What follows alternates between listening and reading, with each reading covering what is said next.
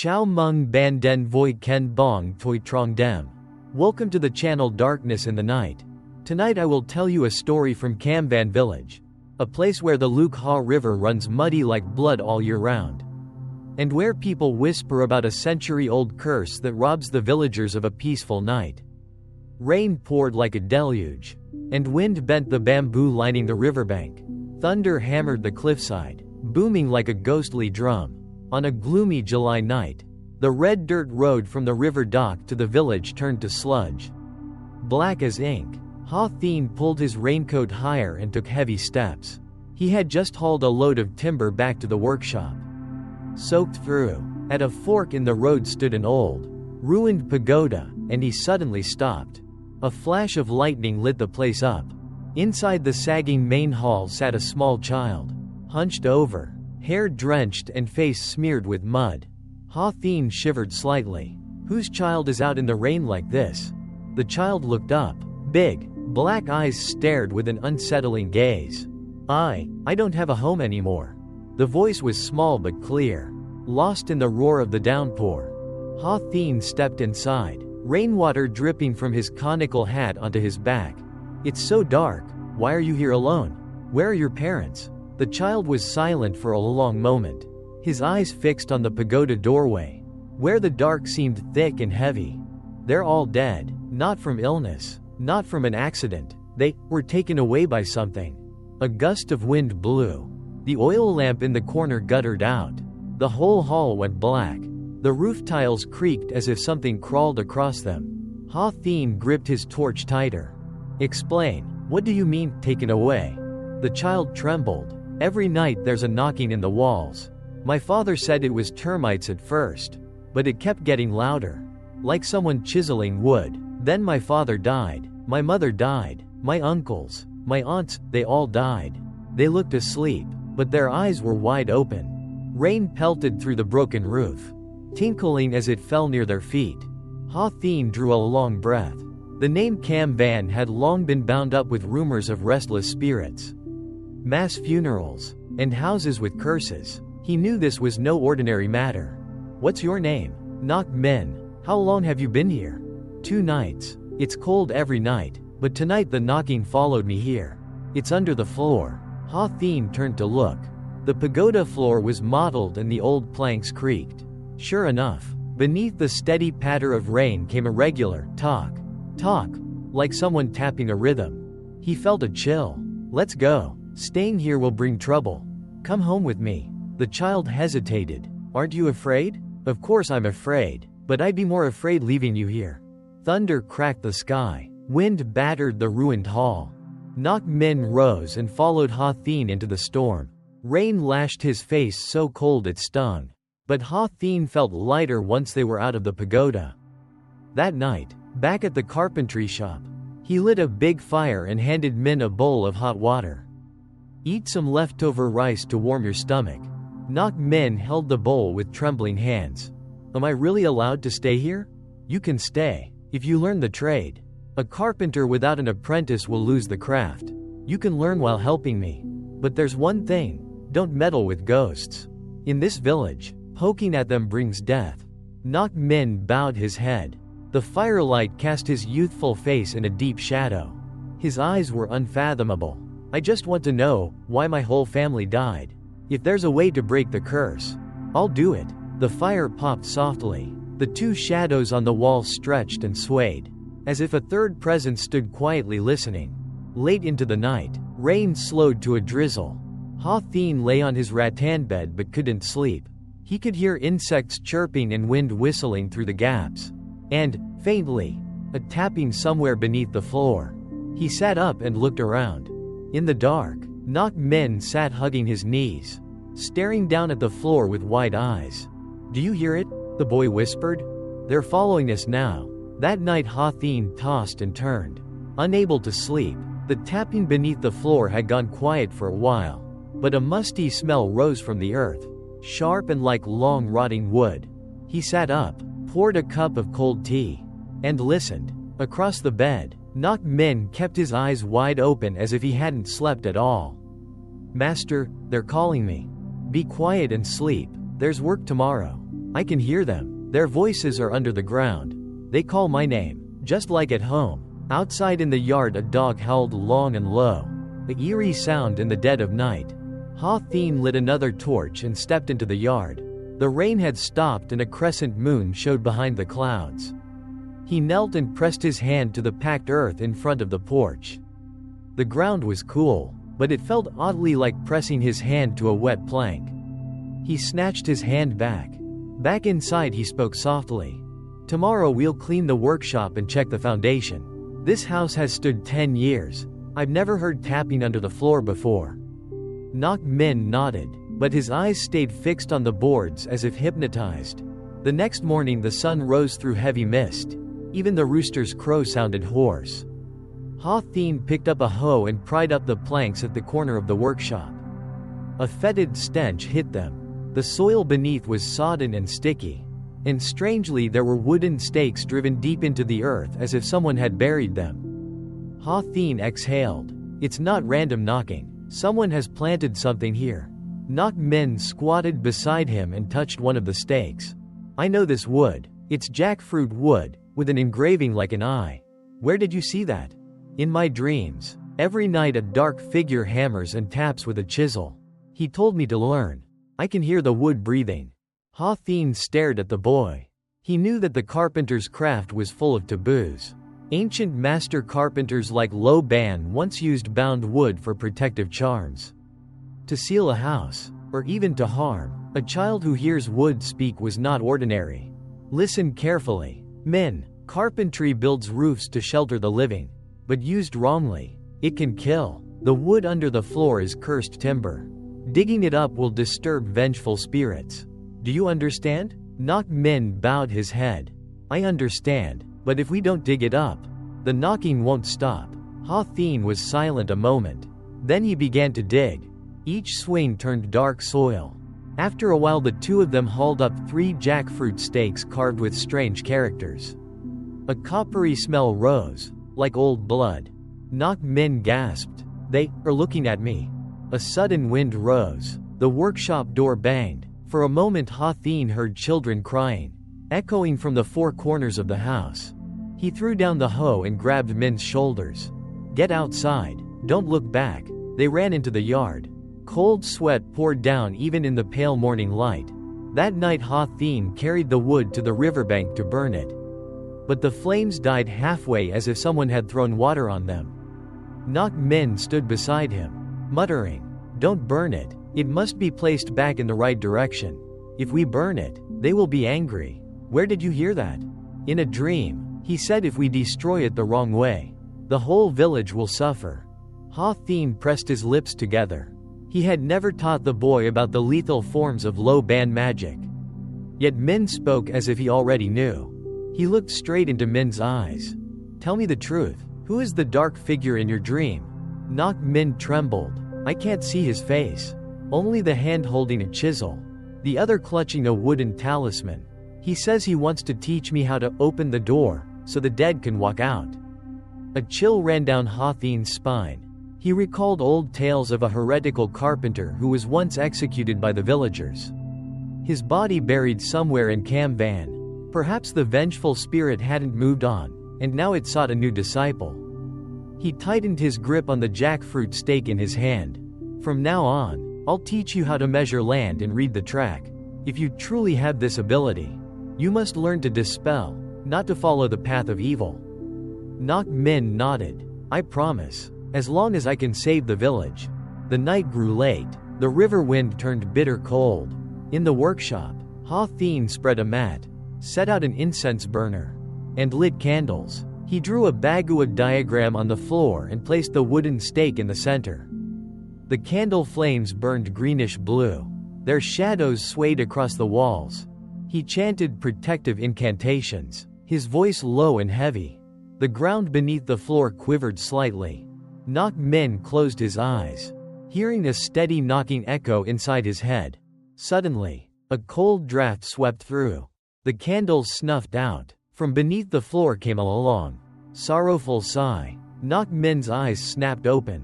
Master, he's here. In the dark, a faint shadow formed, a thin figure, holding a chisel, stepped slowly toward them. Nok Min whispered, his voice breaking. He says I should follow. He wants to teach me a new ritual. Ha Thien roared. No. He swung the torch and lit it. The flame flared bright. The shadow dissolved, leaving only the acrid smell of smoke and the distant echo of tapping. Ha Thien collapsed onto the floor, drenched in sweat. Min, starting tomorrow I'll teach you the forbidden rites. It's the only way to silence the knocking. But remember this, once you learn, you must never use it to harm. One misstep and blood will be spilled. Nok Min met his gaze, eyes glowing in the dying firelight. I'm not afraid. I want to learn everything. I must break the curse. Outside, the Luke Ha River churned violently. The crashing waves pounded the shore like ghostly drums, heralding the omen of disaster to come. The next morning, the sky over Cam Van was heavy and gray, thick with dark clouds. Ha Thien carried an old ring of keys and led Min down into a hidden cellar beneath the workshop. The hatch door creaked open with a long creak. A rush of damp earth and the scent of agarwood swept out, raising goosebumps on Min's arms. Inside was a dim chamber. The wooden walls gleamed dark as if oiled, covered with charms, chisels, nails, and the sacred low ban ruler. At the center stood a small altar to the ancestral master of carpentry. Ha Thien lit incense. Smoke curled thick, coiling like serpents. Sit down. From today, you are not only my apprentice in woodworking, but also a student of the way of guarding homes and land. Nok Min knelt, eyes wide, unblinking. This is the Bloodwood spirit seal. You drive a blood-marked stake into the ground to imprison evil energy so it cannot harm those inside. But if you seal it wrong, you'll turn the living into wandering husks, soulless sleepwalkers. Ha Thien picked up a piece of jackfruit wood, pricked his finger, and let a drop of blood fall onto it. He murmured an incantation and drove it into a patch of earth marked with a bagua circle. The air grew thick. A long moaning ooh rose, like wind echoing in a cavern. Nok Min shivered. I hear someone groaning. Good. Hearing is fine. If you see them, don't be afraid. They're trapped. They can't touch you. The incense smoke turned blue, wrapped around the wood, then vanished. The cellar fell dead silent. Ha Thien wiped sweat from his brow. Now it's your turn. Do everything again. Min bit his lip and followed each step. Blood fell on the wood. He recited the chant, steady-handed, as he pressed the stake into the ground. Incense smoke coiled again, but this time he clearly heard a whispering laugh right beside his ear. Well done. He jerked his head around. Nothing was there. Ha Thien's voice was low. What did you hear? They praised me. They said I did it right. Ha Thien frowned. Be careful. Don't let them lead you too far. That afternoon, rain came in sheets. Ha Thien began teaching the forbidden wind-seizing ritual. Carve 5 holes in the wall in the formation of the 5 elements. Done correctly, the wind carries evil out. But if you fail, poisonous wind will enter, the household will fall ill, and die one by one. Min listened intently and began carving each hole. The chisel strikes rang steady, blending with the sound of rain. Suddenly, Min's chisel strokes quickened. Frantic. Stop. Ha Thien barked. Min froze, sweat pouring. I can't stop. Someone's holding my hand. Ha Thien lunged forward and wrenched the chisel away. Wind roared through the cellar. Candles went out in a gust. A booming voice filled the chamber. Let him continue. He is the chosen one. Nok Min cried out. No, I don't want to hurt anyone. The wind died instantly. The cellar felt crushingly heavy. Ha Thien grasped Min's shoulders. From now on, you must never carve when it rains. That's when spirits slip in. Do you understand? Yes, master. Min bowed his head, though his heart still trembled. 4.5 That night, Min dreamed. The dream was sharper than ever. A dark figure sat in the middle of the ruined pagoda, surrounded by jagged stakes of wood driven into the ground. He beckoned Min. Come here. I'll teach you the new Kong Hoi Ho ritual. All you need to do is carve 5 holes in the wrong direction. The spirits will enter. The curse will be broken. Min trembled. But if the spirits enter, the villagers will die. Do you want to save the village? Do you want revenge for your parents? The voice hissed like a cutting wind, seeping straight into Min's ears. I do. A freezing hand grasped Min's, pressing it around a chisel. The knocking began. Talk, talk, talk, echoing everywhere. Min jolted awake, his shirt drenched in sweat. From outside came the same knocking sound, reverberating from the four corners of the workshop. He whispered into the dark. If I do it wrong, the gates of the underworld will open. But if I don't, the village will die slowly. I must do it. The next morning, Hawtheen *** found Min sitting at the workbench, carving tiny pieces of agar wood. What are you doing? I'm trying to carve talismans. I saw them in my dream. I remember every stroke. Hawtheen gripped one piece, studying it closely. The symbols carved into the wood matched exactly the ancient seals from forbidden texts. He sighed heavily. Perhaps it's fate. You are the only one who can break this curse. But remember, Min, your mind must stay strong. One wrong stroke means death. Do you understand? Min nodded, eyes blazing. I understand. Even if it kills me, I will do it. In the distance, thunder cracked. The skies over Camban grew black. The waters of the Luke Haw River churned, stained red like blood. A cold wind swept through the workshop, slamming the doors. The knocking rose again, louder, faster. Amid the gale came a whisper. The time has come. Knock Min * clenched the piece of agarwood in his hand and gritted his teeth.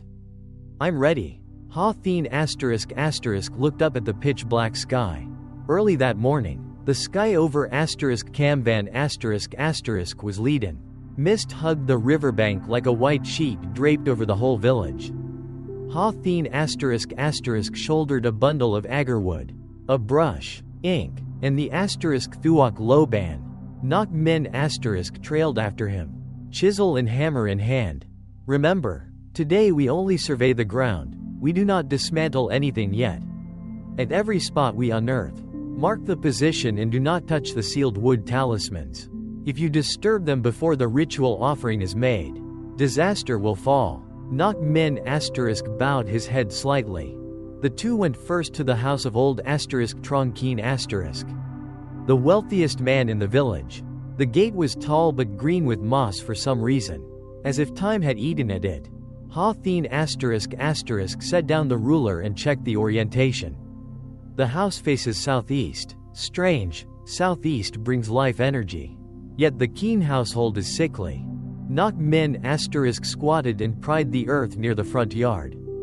A rotten stake emerged, carved with 5 eyes. He stumbled back, trembling. It's the new Kong Hoi Ho, placed right at the gate. Hawtheen * pursed his lips. Someone wanted this family wiped out. If we don't dismantle the formation, their line will end. Wind rose, the gate creaked. Inside the house a child's cry echoed. Knock Min * whispered, there are no children in this house. The crying grew clearer, as if coming from just beyond the door. Hawtheen * pulled out a talisman and stuck it on the gate. The crying stopped. He turned to Min. Keep going. We'll come back to make the offerings. Then we can dismantle. At noon they reached Li T ***'s cottage at the forest's edge. The thatched roof was heavy with dew. Knock Min * stepped inside and saw the uneven floor. He pried up a corner and pulled out a carved wood piece, and beneath it, a blackened human bone. Min choked. Sweat poured from him. Master, there's a bone under her house. Hawtheen * studied the bone, his face darkening. This is a buried binding bone. They bury bones to trap a soul, to curse the household with endless illness. Li T ** shuffled forward, trembling. Master, every night I hear someone breathing under my bed. I feel I'm dying. Hawtheen * patted her shoulder. Don't worry, I'll break it. Suddenly the bamboo wall cracked with a rasp. Dust fell like rain. A whisper brushed * Knock Min *''s ear. Don't dig, let them remain. He turned, but no one stood there. I am not afraid, Min shouted. If this killed my parents, I'll destroy it all the more. A cold gust snuffed the oil lamp. A dark shape slid across the corner and vanished. By late afternoon, Ha-Theen and Min had marked 7 sites around the village. Everywhere they found sealed wood, buried bones, and strange carved talismans. Standing on the empty lot at the village edge, Ha-Theen looked toward the mountain. Evil energy blankets the whole village. We must set that Kong formation to break the curse. But this ritual is dangerous. One wrong piece of wood and the whole village dies. Nak Min tightened his grip on the chisel. I won't make a mistake. I can hear the wood. I know where to place it. Ha-Theen voice hardened. It's not only hearing. You must calculate the heavenly stems and earthly branches. Directions, and the exact time. One misstep opens the gates of the underworld. They fell silent. Dusk fell quickly over Kamvan. From afar came the rhythmic beating of temple drums chanting sutras, from an abandoned pagoda long left to ruin. Nak Min shivered. They're calling me. Master.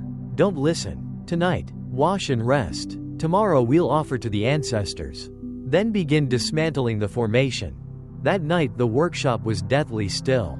Ha-Theen spread a mat and set up the ancestral offering tray. Incense smoke curled thick. Nak Min knelt and bowed. He felt someone stand behind him and a cold hand settle on his shoulder. A rasping whisper hissed in his ear. Tomorrow, place the first piece by the riverbank, blood will flow? Min swallowed hard. I will place it, but I will not let blood be spilled.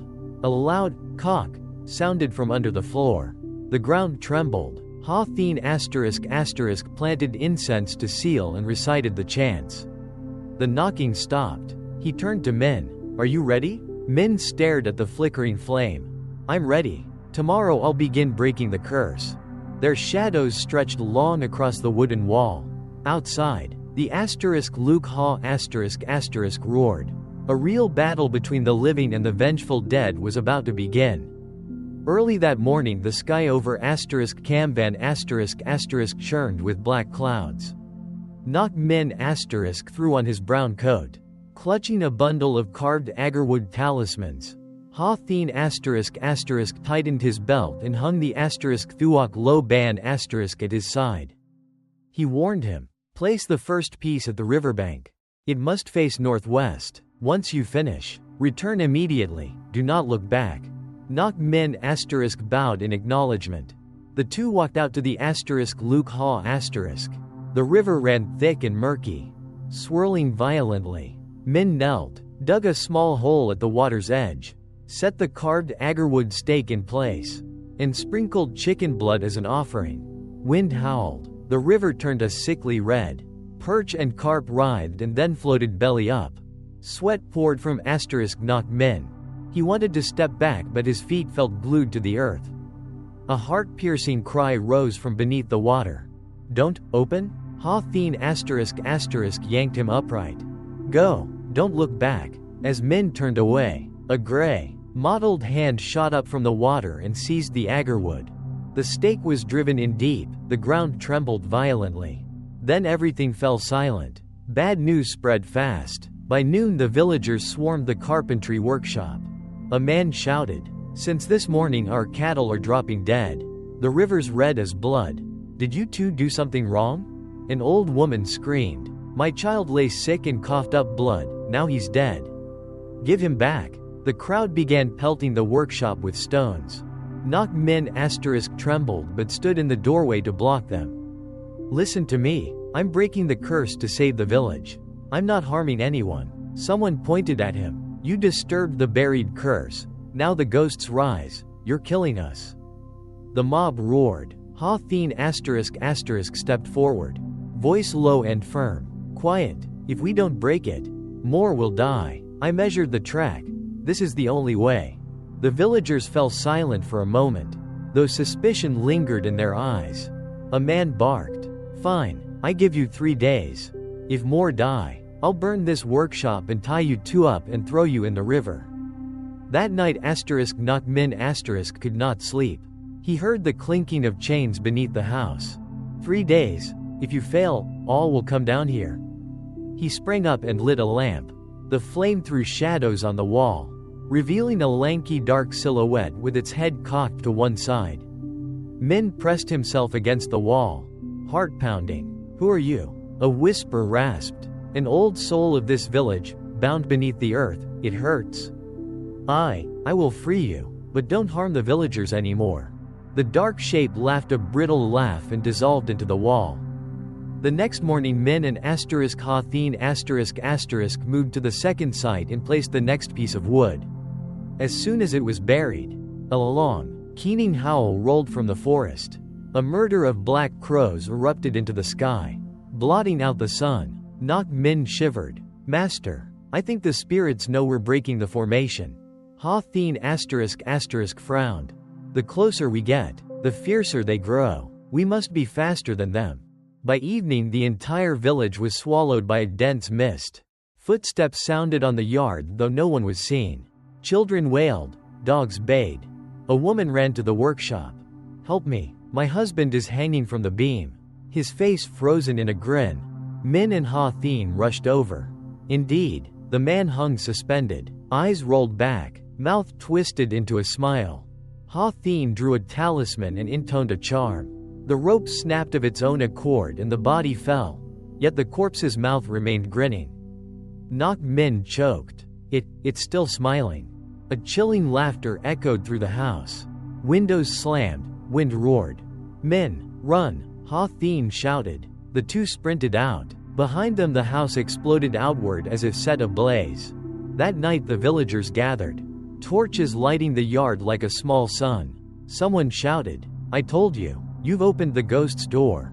Stop this. Min * cried out, voice breaking. No, if you stop now, the whole village will be wiped out.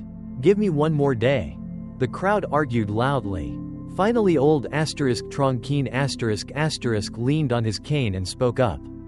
All right, one day. If people still die tomorrow, I'll personally cut off your head. Min * bowed his head, sweat streaming. I swear, tomorrow I will finish this. Night swallowed the village whole. In the distance the *Luke Ha * roared like a chorus of 100 wronged souls laughing. Night fell, the moon dim as if veiled in blood. Min * threw on his raincoat and shouldered the 6 remaining carved agarwood pieces. Ha-Thien * lit incense and murmured the protective chants. He spoke softly. Remember, after you place the final piece, you must recite the charm exactly. One wrong stroke and the gates of the underworld will open. Min * swallowed and nodded. I remember. The third site lay beside the old burial ground. Pampas grass hid the graves and the wind moaned through them. Min dug the hole, hands trembling, but he drove the stake firmly into the earth. A voice murmured from behind. Don't let me out. He whipped around but all he saw were dark tombs. I'm freeing you. Why do you stop me? He asked. No answer. Only the wind shrieking through the stones. The fourth site was at the banyan tree at the village head. When he struck the stake into the soil, the tree's roots burst blood red.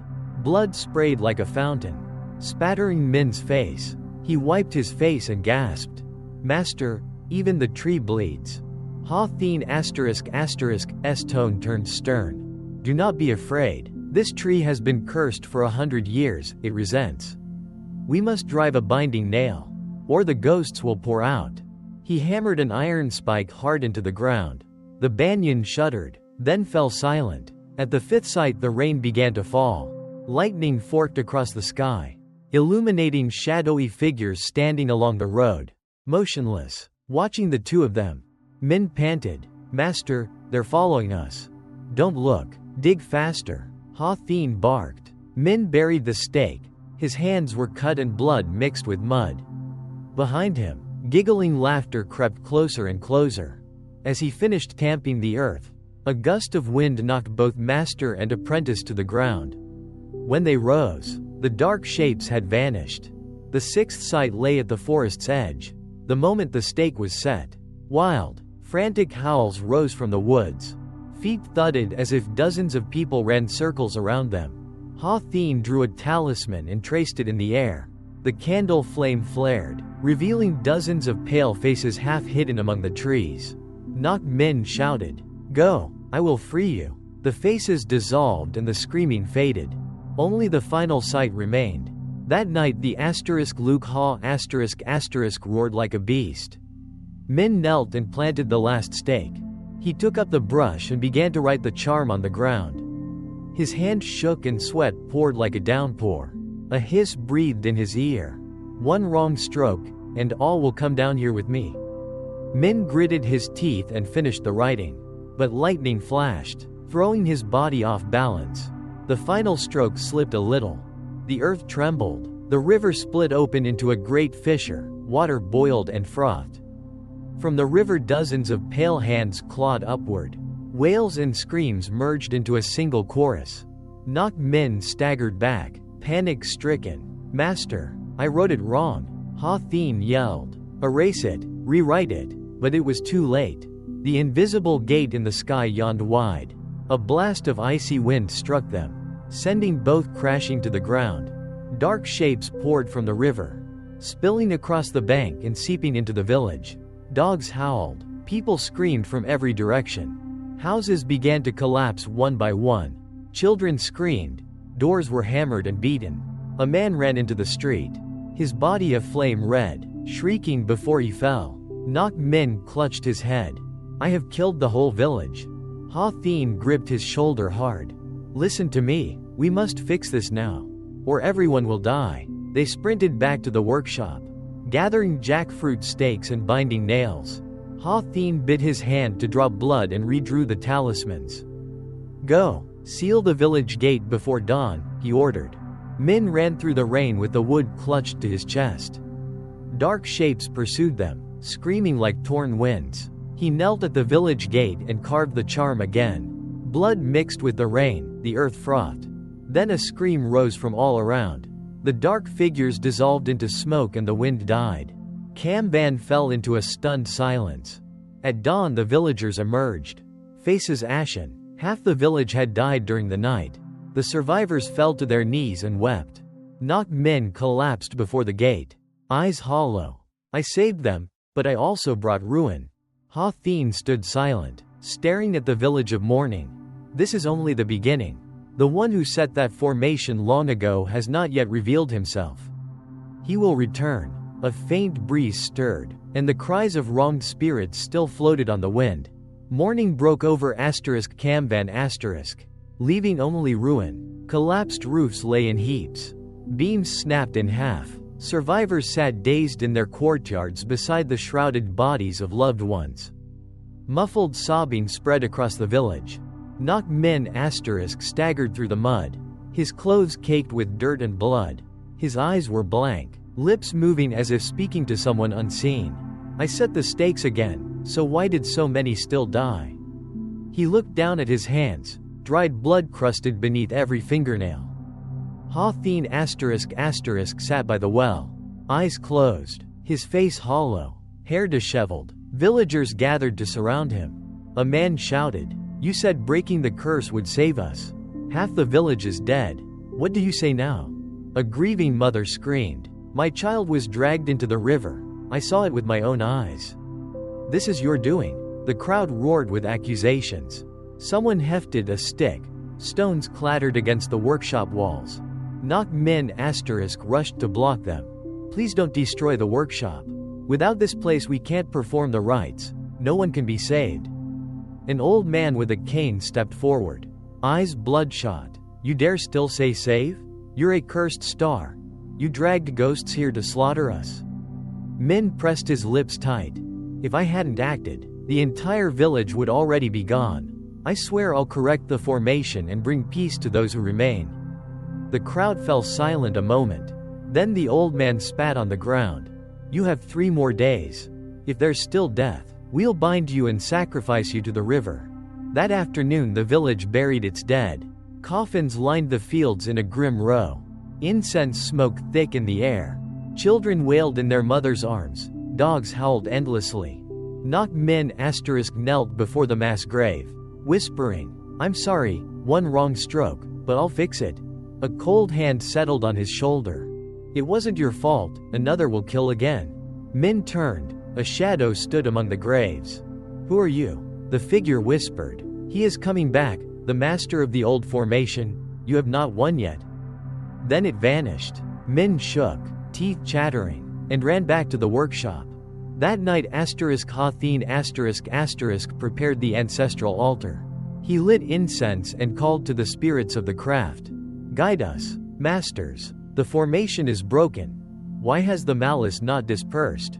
The candle flared bright, then snuffed out. Knocking echoed from beneath the floor.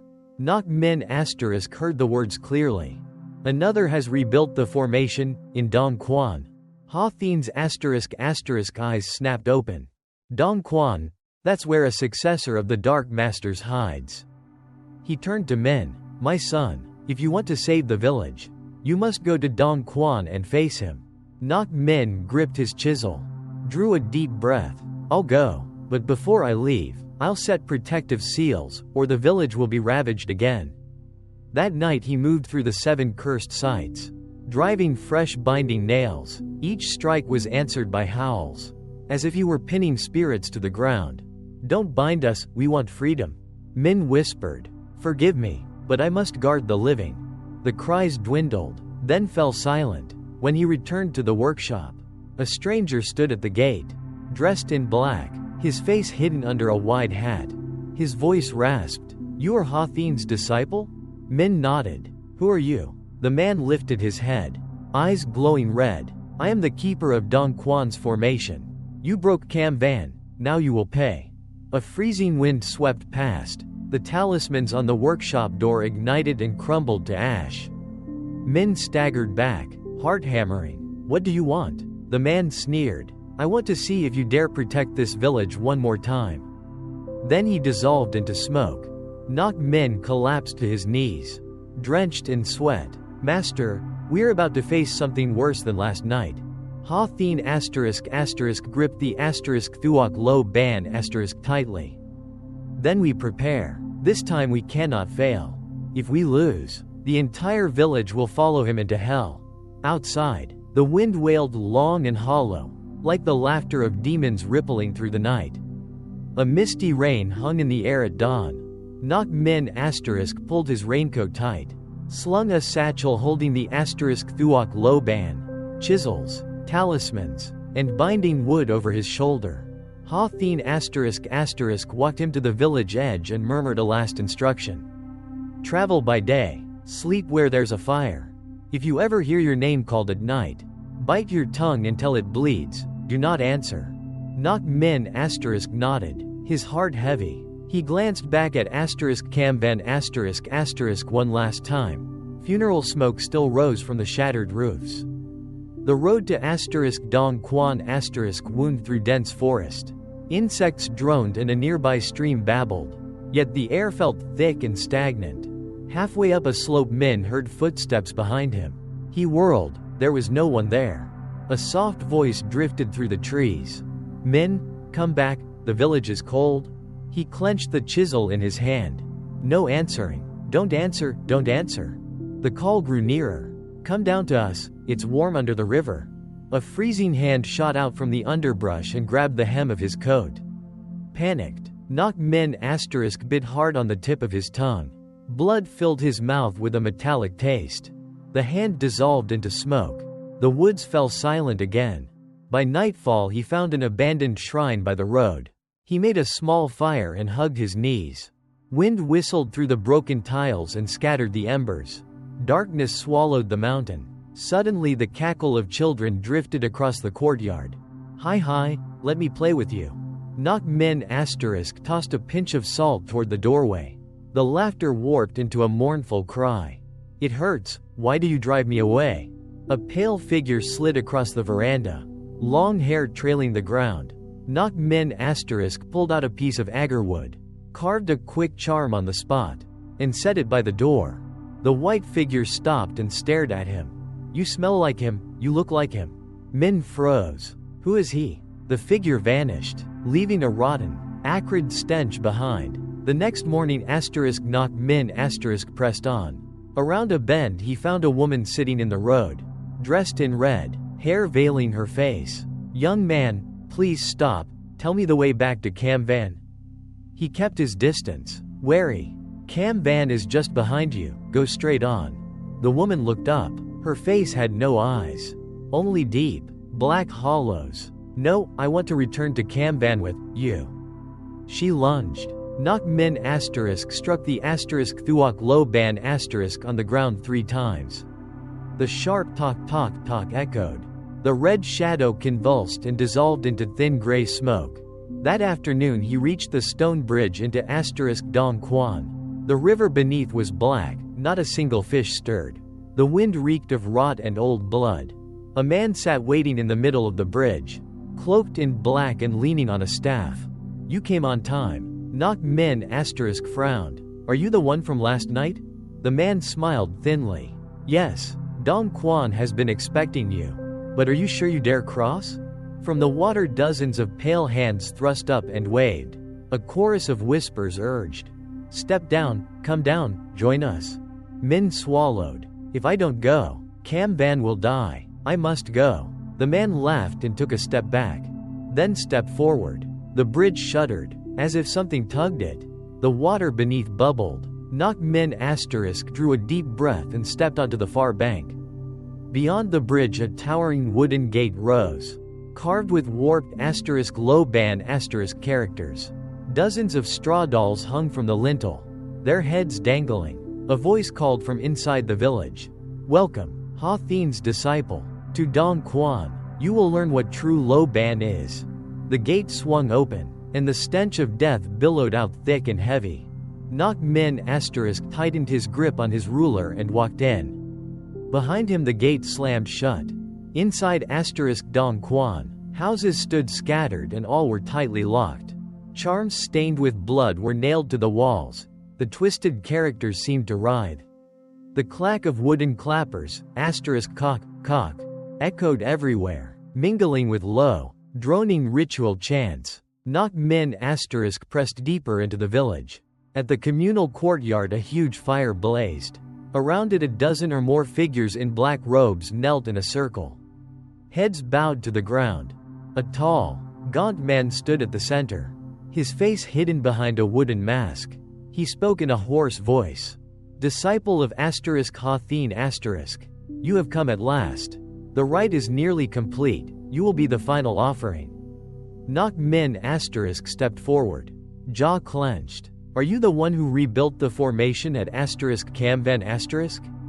The man nodded. "Yes, I continue the old master's work. I must guard the trapped souls.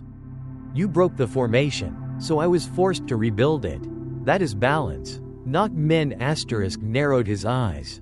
"Balance? They are harmless villagers. Why must they die?" The man smiled thinly. "You do not understand. If the trapped souls are not bound, they will spill out and slaughter whole regions. I guard the gateway to the netherworld. You are the one who opens it." Knock min asterisk tightened his grip on the ruler, his heart pounding. "So, that night, you released them to slaughter my village?" The man fell silent for a moment, then removed his mask. His face was hollowed, eyes glowing red like burning coals. "Yes, and I will do it again.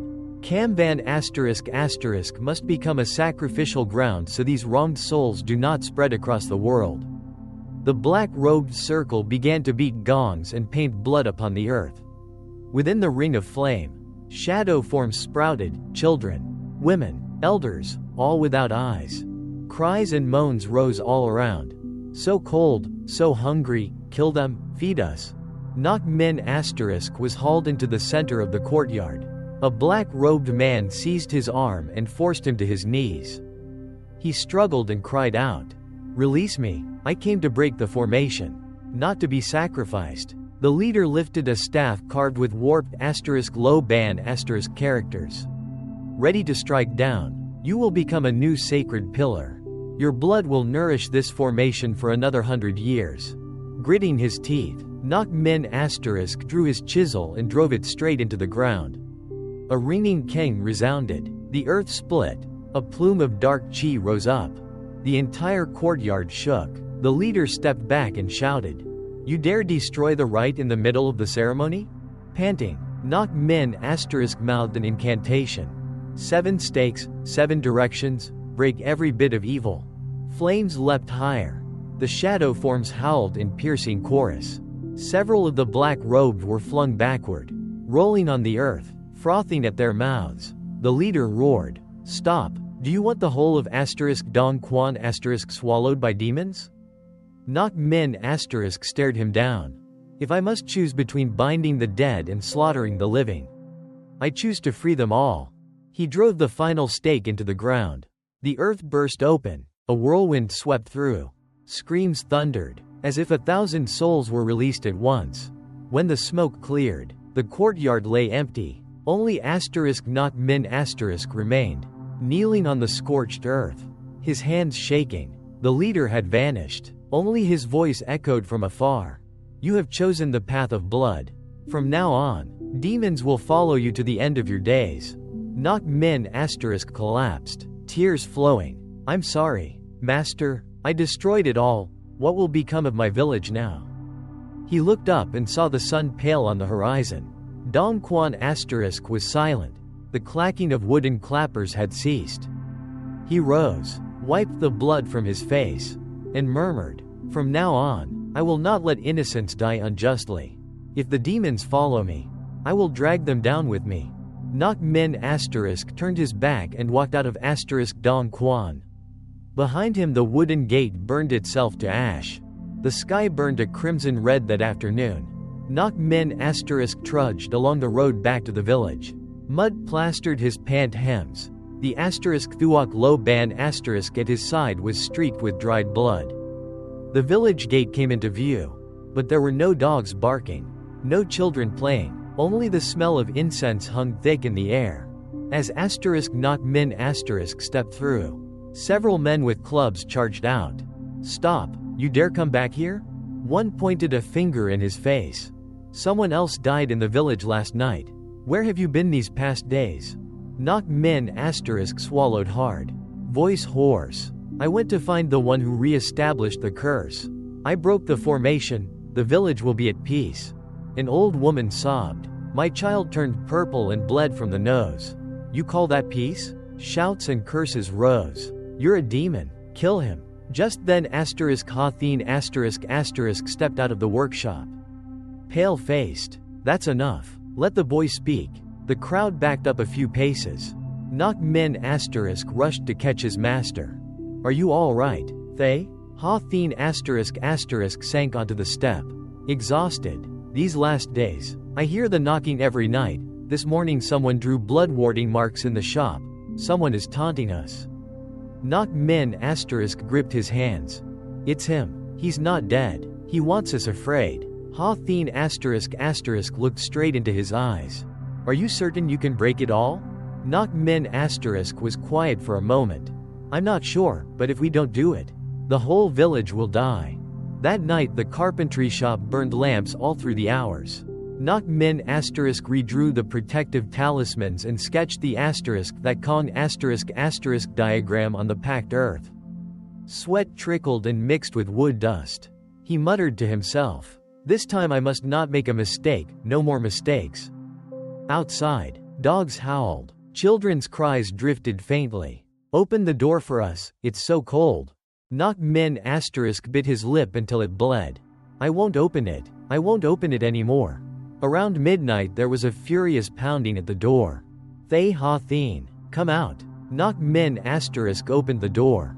A mob with torches, faces flushed with anger, pressed in. "Someone else is dead in our house. We can't take it anymore."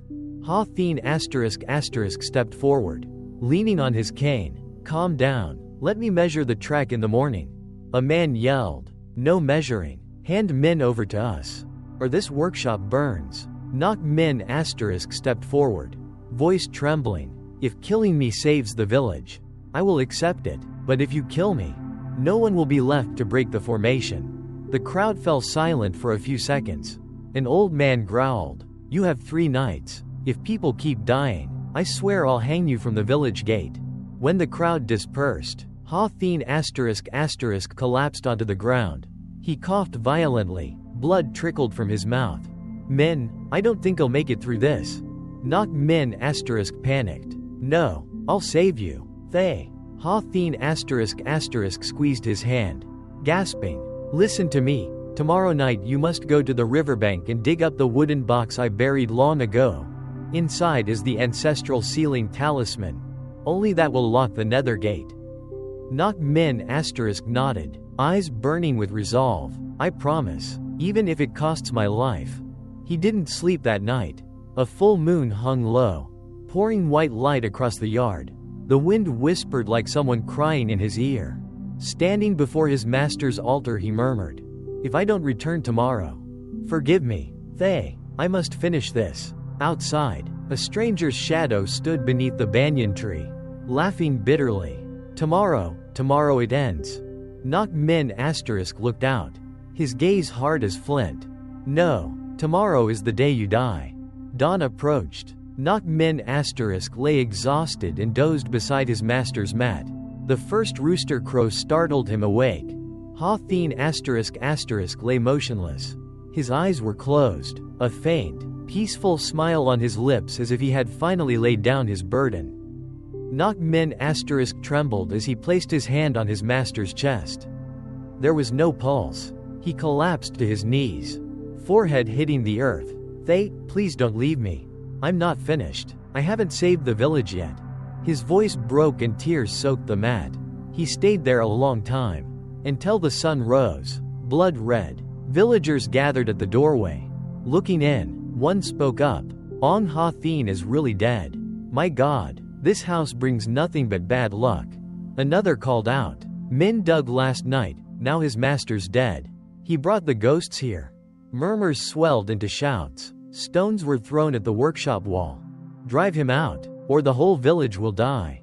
Nok Min asterisk stood, wiping his tears. He carried his master's body out into the yard. No one touch him, let me bury him. The crowd fell silent. His eyes were rimmed red and his tone so firm that even they stepped back. That afternoon asterisk Nok Min asterisk dug the grave himself behind the garden. Each shovel strike hit the earth hard. He laid his master in the pit and covered him with dirt. Burying the hoe and the old asterisk Thuok Luban asterisk too. Sitting before the grave he murmured, Thay taught me to keep my heart pure. But if keeping my heart pure still lets this village die, then I will stain myself with the final ritual. Forgive me, Thay. He bit his finger and let 3 drops of blood fall on the grave. I swear tonight the curse will end. Even if I die, I will finish this. The wind blew and bamboo leaves rustled like someone weeping. Night fell. Villagers bolted their doors. No one dared walk outside. Dogs kept howling. Mist crawled in from the river and wrapped the hamlet. Nok Min asterisk hoisted his bundle of agarwood and strapped the box of charms on his back. He moved house to house, carving protective seals and planting stakes at the 7 points. Each stake he drove brought mournful moans into the air. Not enough blood, the gate won't close. He gritted his teeth. Wait, I'll lock the gates of hell forever. When the final stake went in, the sky suddenly turned pitch black. Thunder rattled and lightning cracked. The village drum in the communal courtyard began to beat, though no one struck it. A figure stood in the courtyard, a man in black. He laughed a dry, rasping laugh. Finally the night has come. You buried your master to offer his blood. Now you bring your own to feed us. Nok Min asterisk clenched the charm in his hand. Tonight only one of us will survive. The man raised his hand. Dark shapes surged from every corner and swirled around the courtyard like a furious tide. The village flared with a ghostly light. Nok Min asterisk took a step back into the center, planted the largest agarwood stake, and opened the box of charms. Wind screamed and dirt flew. Each talisman lit up, a golden glow falling across his face. Thay, please guide me, he whispered. A warm breeze brushed past, and for a moment he saw asterisk Ha Thien asterisk asterisk S silhouette behind him. Nodding, he tightened his grip and shouted. The final formation begins. Lightning exploded. The village gate trembled and the earth cracked. The netherworld's gate yawned open. The night sky was as black as ink. Not a single lamp in the village burned. Only the ghostly lights flickered above the graves. Children's cries echoed from somewhere.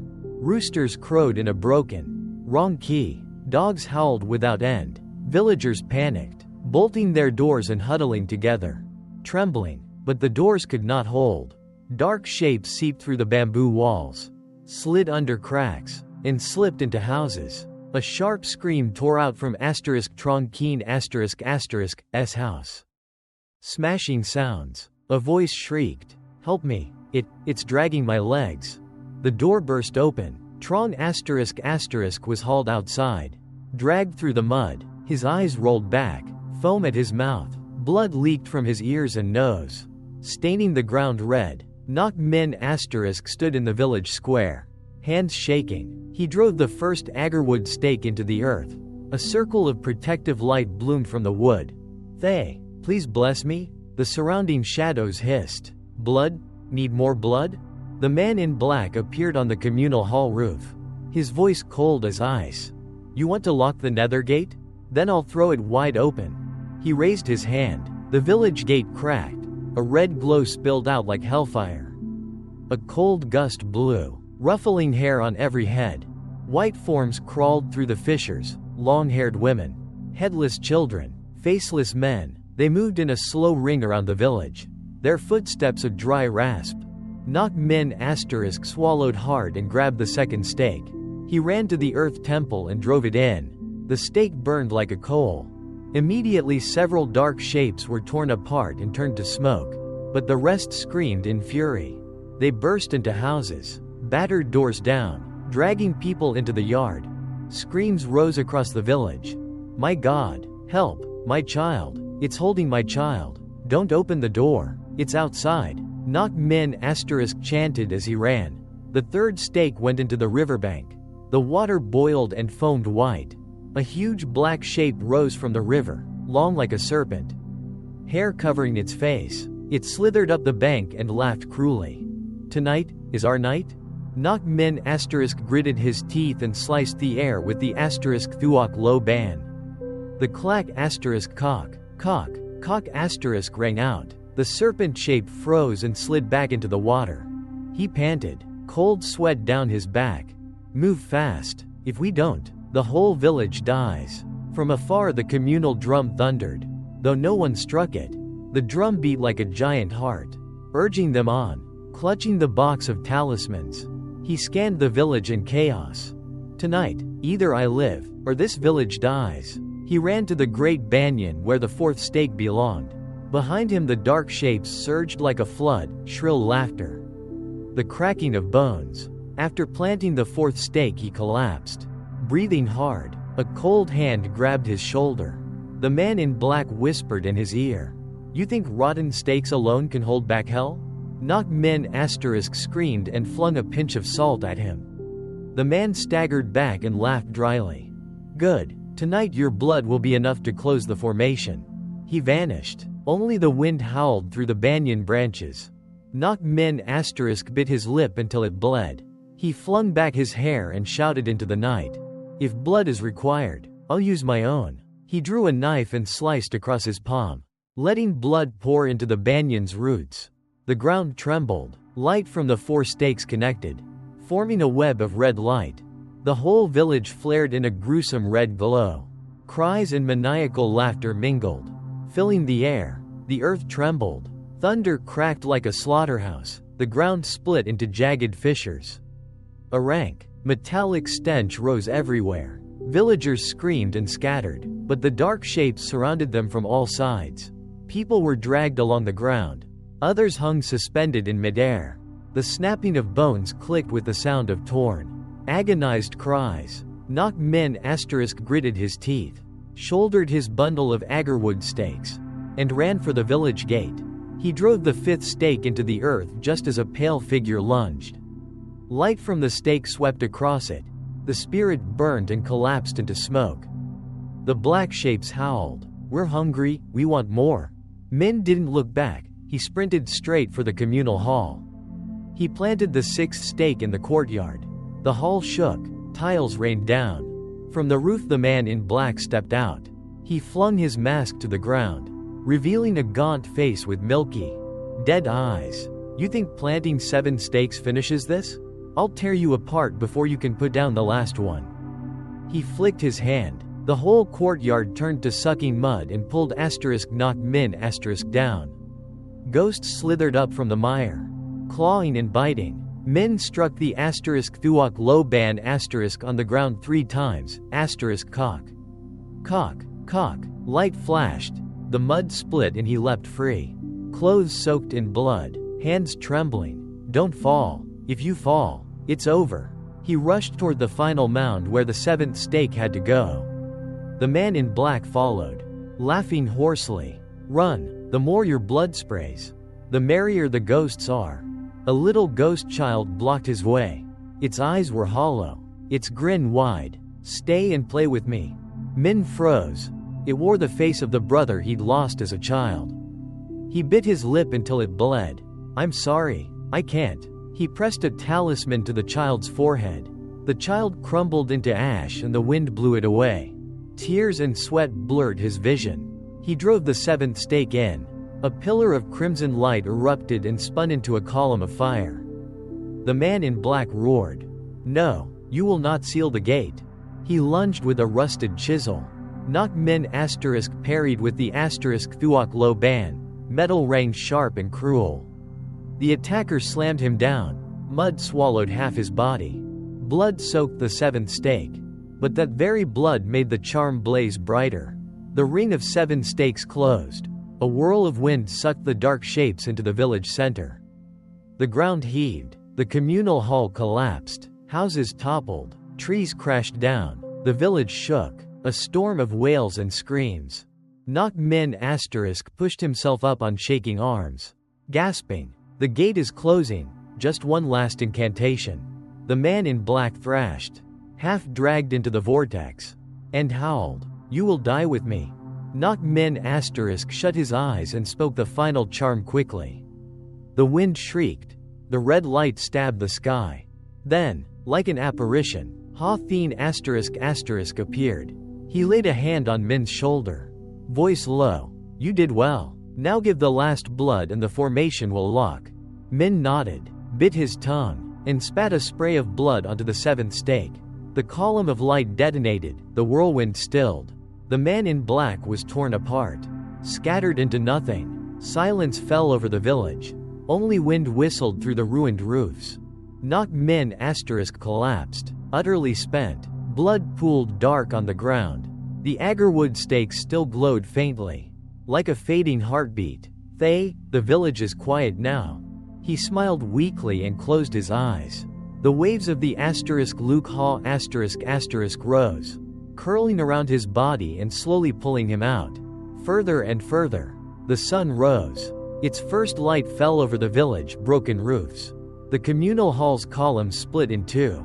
Courtyards stained with dried blood. Villagers cracked their doors open, stepping out slow, dazed like sleepwalkers. On the ground lay bodies dragged by the shadows, scattered everywhere. Their faces were pale, eyes shut as if only sleeping. A cry burst out. Ong Keen is dead. My child, oh God.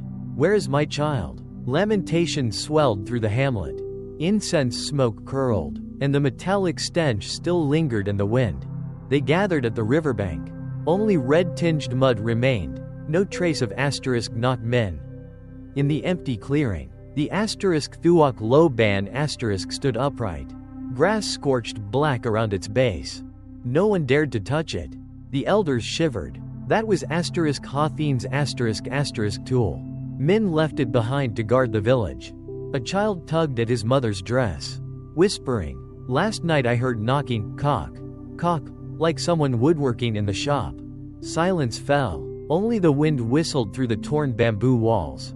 That afternoon, the villagers gathered the corpses and dug a mass grave. No one spoke, only the scrape of shovels against hard earth.